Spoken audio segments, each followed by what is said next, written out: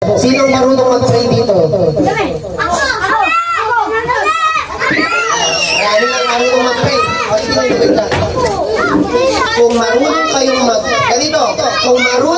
mag-pray, saan tayo tumatawag? Alam nyo, kailangan importante kung nag-pray ka, kilala mo kung sino at saan ka tumatawag.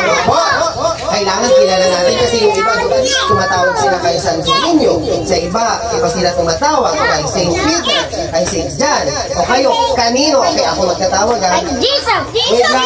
Wait. Tawagan ko kasi, balulaki. Kanino tayo dapat mag-pray?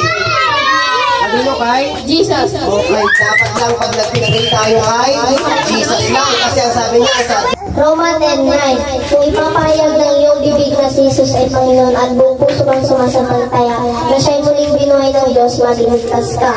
anong sabi niya? Kanino tayo dapat tumawag at sumampalataya kay Jesus? Wala nang iba, opo. Wala nang ibang pangalan kundi sa ating Panginoong Jesus lamang.